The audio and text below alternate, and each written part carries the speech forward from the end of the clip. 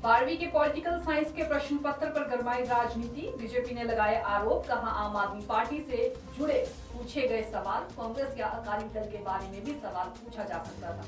Punjab school शिक्षा board की 12वीं कक्षा के पॉलिटिकल साइंस के प्रश्न पत्र को लेकर विवाद खड़ा हो गया।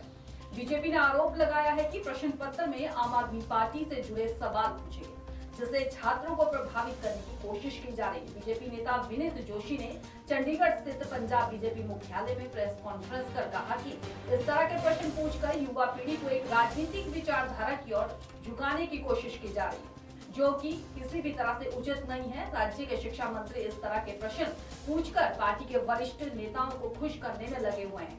जोशी ने इस विवादित प्रश्न पत्र की एक प्रति मीडिया में भी साझा की है। उन्होंने कहा कि किसी बच्चे से पेपर मंगवाया है, ये पेपर हमने किसी बच्चे से मंगवाया है। प्रश्न पत्र से रोल नंबर और क्यूआर कोड हटा दिया गया है ताकि बच्चे का पता नहीं चल सके कि पेपर कहां से आया।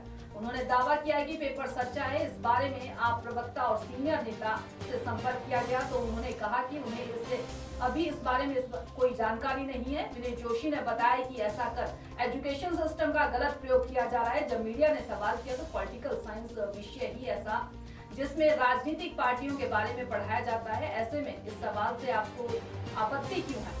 इस पर जोशी का जवाब था कि पूछना था कि तो कांग्रेस, अकाली दल और बीजेपी से जुड़ा सवाल भी पूछा जा सकता था। संविधान निर्माता अंबेडकर और भगत सिंह के बारे में सवाल पूछा जा सकता था, लेकिन ऐसा नहीं है। इसका मतलब है कि स्कूलों में युवा बच्चों को आम आदमी पार्टी के बारे में पढ़ाया जा रहा है। वोटर के दिमाग और युवाओं को प्रभावित करने के लिए सरकार ये प्रयास कर रही है। पंजाब स्कूल शिक्षा बोर्ड की 12वीं कक्षा के पॉलिटिकल साइंस के प्रश्न पत्र को लेकर विवाद खड़ा हो गया। बीजेपी ने आरोप लगाया है कि प्रश्न पत्र में आम आदमी पार्टी से जुड़े सवाल पूछे गए, जिससे छात्रों को प्रभावित करने की कोशिश की जा रही है। बीजेपी नेता विनीत जोशी ने चंडीगढ़ स्थित पंजाब बीजेपी मुख्यालय में प्रेस कॉन्फ्रेंस कर कहा कि इस तरह के प्रश्न पूछकर युवा पीढ़ी को एक राजनीतिक विचारधारा की ओर झुकाने की कोशिश की जा रही है, जो कि किसी भी तरह से उचित नहीं है। राज्य के शिक्षा मंत्री इस तरह के प्रश्न पूछकर पार्टी के वरिष्ठ नेताओं को खुश करने में लगे हुए हैं। जोशी ने इस विवादित प्रश्न पत्र की एक प्रति मीडिया में भी साझा की है। उन्होंने कहा कि किसी बच्चे से पेपर मंगवाया है, ये पेपर हमने किसी बच्चे से मंगवाया है। प्रश्न पत्र से रोल नंबर और क्यूआर कोड हटा दिया गया है ताकि बच्चे का पता नहीं चल सके कि पेपर कहां से आया।